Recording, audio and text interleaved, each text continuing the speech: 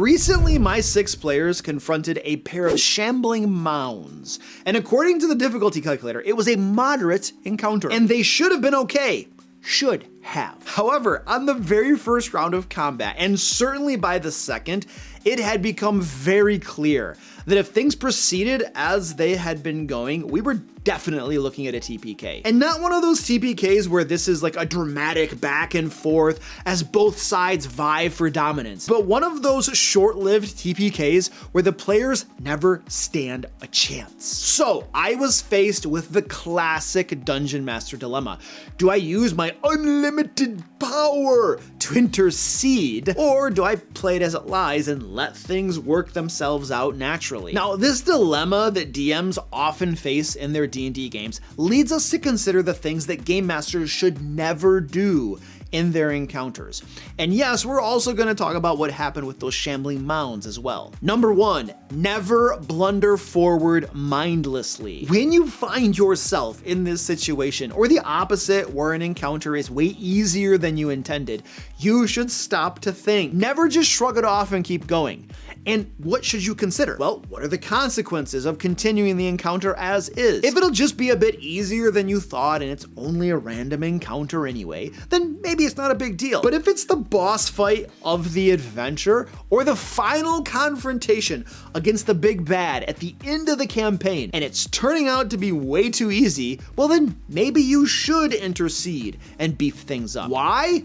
Well, because it can be an anticlimactic letdown to players when the big bad just drops dead in the first round. I mean, I've had this happen before, and I hate disappointing players in this way. In the case of a fight being too hard, if it's clearly looking like it might be a TPK, such as in the shambling mound example, that requires some serious consideration. Now, I don't think there is a right and wrong answer here. There rarely is in tabletop RPGs, but I'll tell you my basic approach. If the encounter is an important one, such as a boss fight, and I designed it to be challenging, I'll often play it as is without making it easier on the fly. However, if it's just a random encounter or a mook fight in a dungeon, and it wasn't supposed to be so challenging, and certainly not at the TPK level of challenge, then I will often step in to make it easier. Now, if something is just harder than I thought, but I don't think the PC's lives are in danger, I'll often just let it go on as planned. The basic line of thought I use in any circumstance is generally the same. How grave are the consequences of doing nothing? If they aren't that bad, I usually do nothing. I play the encounter as is without any adjustments. On the other hand, if the consequences of doing nothing are grave indeed, then I carefully consider my next step. I may adjust or I may not, but I definitely think good and long about it. Number 2, never fear. Look, it's okay if an encounter is harder or easier than you planned. It's impossible to get the difficulty just right. There are so many variables in the game. It doesn't matter if you're playing D&D 5e, which is known for having a broken challenge rating system, or if you're playing a system like Pathfinder 2nd Edition, which has much tighter math. You will have variability in your encounters. Some will be easier than you thought, others harder. That's life. Accept it and worry less. By the way, for what it's worth, in my example with the shambling mounds, that was actually a Pathfinder 2 game, and the creatures were called shamblers for copyright reasons, I suppose. And my group was level 4. The difficulty calculator said moderate, but holy crap, the shamblers were toasting them. Like, they have this vine lash ability that lets them hit everyone within reach, and it was absolutely nasty. And remember, it's okay if your characters lose. It's okay if a few PCs die. It's okay if the entire group TPKs. I know that PC defeat and death is more and more becoming a stigma, and something that folks should think that you should never let happen. However, for me personally, if there is no possibility of death and defeat in the game, then it's not worth playing. Your mileage may vary, and I'll never say you're playing the game wrong, but I do think that when death and defeat are taken off the table, everyone misses out on a fair bit of excitement and suspense that makes the game so much better. Number 3, never fudge dice. I have been on the record multiple times that fudging dice during an encounter is the lazy dungeon master's way of adjusting an encounter. I think there are far better and more interesting ways to adjust an encounter on the fly if you've decided to do so. And yes, we'll talk about those ways in just a little bit. However, while fudging dice is a lever you can't... That's stupid. Why did I do that? While it is a lever you can pull to tweak things, I personally find it unsatisfying. I don't think there's anything inherently wrong with it though. I mean, if you've already decided to change the difficulty of an encounter on the fly, you're already changing it. So what difference does it make how you change it? Technically it doesn't, but I think experientially it does. Number 4, never use an NPC rescuer. When my players were taking on those shambling mounds, they had been sent there by a group of myconids who were nearby. It would have been quite easy for me to simply have a few of the myconids join the battle to help the characters once I noticed things were going south. And that would have solved everything, right? What's more, the myconids had healing spores they could have used to bring up the characters who had dropped to 0 hit points. Now, on this point, I'm gonna remain very dogmatic. I strongly believe that having an NPC rescuer swoop in to save the player's bacon is deeply unsatisfying on so many levels. First, it's obvious what you're doing. There is no subterfuge, no suspension of disbelief. It's clear to your players that you're rescuing them from certain doom. Second, it removes the spotlight from the characters and what they accomplish and how awesome they are, and shifts it to the NPC rescuers. This is the equivalence of Gandalf conveniently returning to help the hobbits at critical moments. The hobbits only feel that much smaller and insignificant. There is no clutch win when everything seems most grim. There is no celebration when they avoid certain doom. There is only the sinking recognition that you were screwed and your dungeon master decided to save your bacon, and in a degrading way, I might add. Number 5, never admit to your players what you did. Now, players aren't stupid. Sometimes, no matter what method you use to adjust an encounter on the fly, they're gonna notice. And they will especially notice if they're longtime players or dungeon masters themselves. However, my advice to you is not to tell them what you did. Do not, after the battle, be like, yeah, that was crazy hard, guys, and I had to do this, that, and the other, and adjust it for you, otherwise you would have all died. Like, this accomplishes everything you don't want. It can make your players feel small, insignificant, and incapable. It removes all semblance of agency and meaningful choices because you are essentially telling them that their decisions and actions were meaningless. They only survive because of your good graces. No. Don't do this. As much as possible, you want your players to believe that they survive because of their own efforts, luck, dice rolls, and other factors. You do not want them to know that it was you behind the screen pulling strings for them. And by the way, this is the principal reason that I adjust encounters on the fly as little as possible in my games. My strong preference is to play them as is. Now, the challenge of getting encounter difficulties just right is something that can be supremely frustrating for dungeon masters. But designing your own entire adventures can be even more challenging and what's more, time consuming. And what about making puzzles and traps or custom monsters? Look, I know what it's like to be overwhelmed as a dungeon master, and my team and I are here to help. Not only do we make videos every week and have Q&A live streams, but we also publish Lair magazine every month. Lair magazine is our premium dungeon master resource filled with everything you need to run awesome games for your players. Adventures, monsters, encounters, traps, puzzles, and more. Sure, you can do it all yourself, but consider the time it takes. Also, consider how a professionally designed resource might improve your games. Lair magazine is designed for both 5th edition and Pathfinder 2, and it's even available as Foundry VTT packs. If you'd like to reduce your prep time and take your games to the next level, sign up for Lair magazine at the link below. Okay. Now let's say you've decided to adjust an encounter, just like I decided to do in my shambling mound battle. How should you do it? There are seven basic methods you can use. I'm good at this. First, adjusting hit points. Now, if a battle is too hard, Reducing the hit points of monsters is a quick way to make it easier. The monsters suddenly turn into glass cannons. Things seem desperate at first as they dish out damage, but then they start dropping and your players sigh in relief and spirits and excitement rise. Of course, players might look up the stats afterwards and see that they should have had more hit points. However, I often tell my players that I homebrew monsters to give me a smokescreen in this regard, and I do often homebrew monsters. Not every monster, but some of them do get homebrewed, so I'm not lying. I am creating some cover for myself though, and I have to adjust things. However, if the fight is too easy, increasing hit points is usually not a good method. Monsters that live longer just make a battle longer. And battles in some systems, such as D&D, already take a long time. I don't want them to take any longer. Instead, I'd much rather increase damage to make the monsters more dangerous. That way the combat doesn't take any longer. However, I will say that I have had some boss fights where I've increased hit points because the boss was going to drop in one round. So doing so is not taboo. But if you're going to increase hit points, I'd only do it if the monster is going to drop in the first round or so. A 3-round combat is probably a good goal to aim for when doing this sort of thing. Number 2, spread attacks over multiple PCs or focus fire. This is a simple one.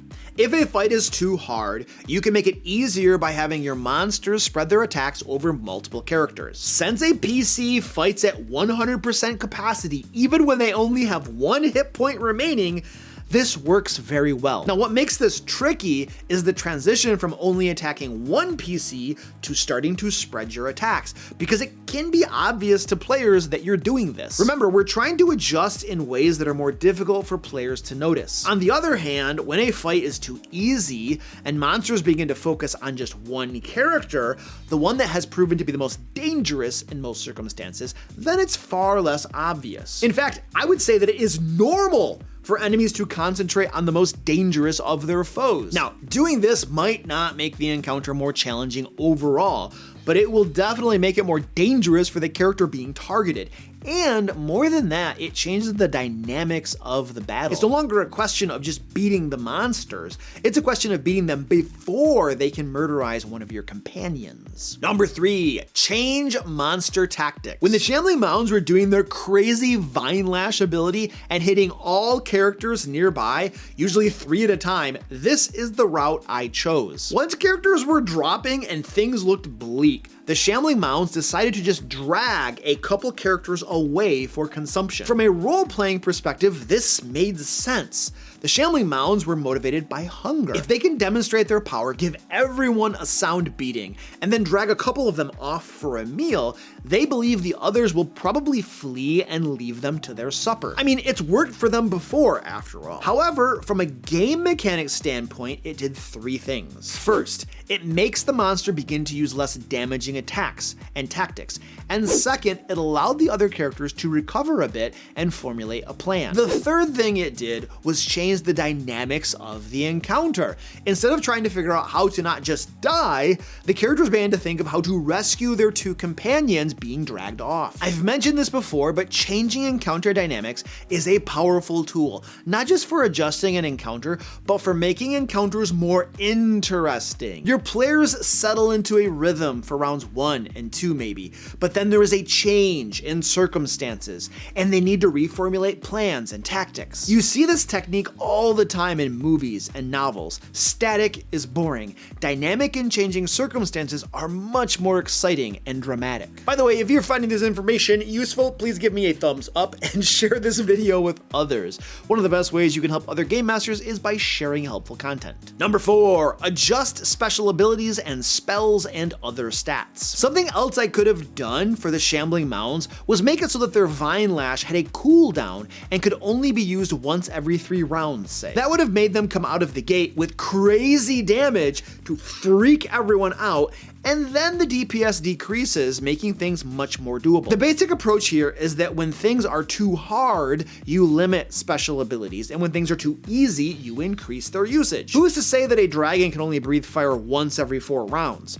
Maybe this dragon can do it every other round, or every round. If you're running a spellcaster and its first fireball practically kills the entire group, just don't use the next 2 fireballs, and then have him start using 2nd level and 1st level spells. The players don't know how many spell slots he has, or if he got into a fight a little bit ago and hasn't had a chance to rest, or if the fireball barely scratches them, perhaps the wizard decides to cast Chain Lightning or Finger of Death the next round. Man, I'm really stupid, you know? I mean, the wizard might not know how tough the characters are, and when he sees them take a fireball without flinching, he decides to up the ante. You can even adjust other stats such as armor class or damage output. The big trick here is that you don't want your adjustments to be obvious to your players. What I like to do is justify the adjustment through role-playing and or narrative description. Your blow appears to have damaged their armor for some reason. Perhaps it was poorly made. Or, now that you've lightly wounded your foe,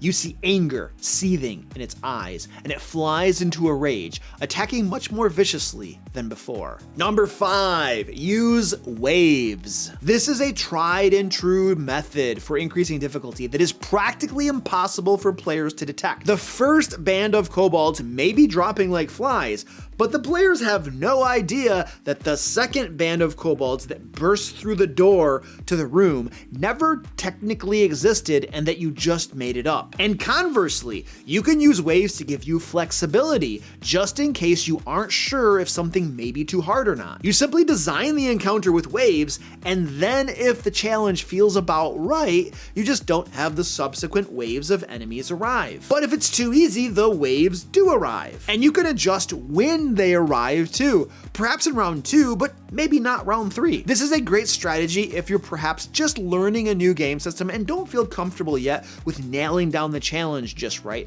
or with other ways of adjusting on the fly. Using waves also hits on that dramatic element we mentioned earlier, so all around, waves are an excellent way to go. My only word of caution is that you shouldn't use waves too much, as anything in excess can become overused and boring. Variety is king. Number 6, monsters flee. In the same game session as the shambling mounds, my players also confronted this massive, hideous giant. Now, it was intended to only be a social interaction, talkie-talkie, but one of my players, Kevin, decided to attack, perhaps a little prematurely, but it's all good. And wouldn't you know it, this battle turned out to be brutal too. So after the second round, when the giant had taken about half its hit points and damage, I decided to have it retreat, tears bubbling in its eyes, and it ran off calling for its mama. Mama, bad people beating me up. I don't know. Again, I told you I'm stupid. What are you gonna do? Now, morale checks are a mechanic that exists in many game systems, and you can certainly use them if you wish. I personally, though, usually just roleplay my monsters in this regard instead of relying upon game mechanics. And in the case of an encounter that is too challenging, I can simply decide to have monsters retreat, much like I did with that giant. And I must say, one of my players proclaimed afterwards that if that giant was just the child, he was horrified at what the mama might have been. So naturally, my players got out of dodge post-haste. By the way, if you'd like to watch the game session where all this took place, it's over on my other YouTube channel, the DM Lair Streams, where I post some of my actual game sessions. It's episode 15 of my Thieves Abound Pathfinder 2 campaign, and I will of course throw a link down below for you. Number 7, allow crazy ideas to work. In moments of desperation, players will often come up with the craziest of ideas. My suggestion to you is to be more receptive to those crazy ideas and be more receptive to them working as well. Now, players often have crazy ideas. This is nothing new.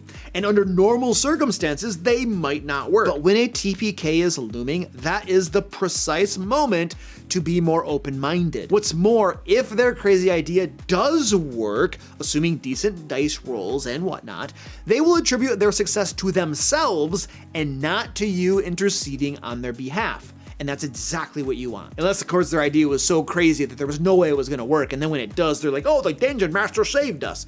But at that point, what are you gonna do? Now, at the end of the day, my players overcame those shambling mounds and survived, but only because I interceded on their behalf. How about you? What have been your close calls, and how did you and your players avoid them? And don't forget to sign up for Lair magazine at the link below and get premium 5th edition and Pathfinder 2 resources designed to reduce your prep time and help you run awesome games. Now, sometimes TPKs do occur, and if you'd like to learn what you should do when that happens, check out this video right here. And until next time, happy game mastering.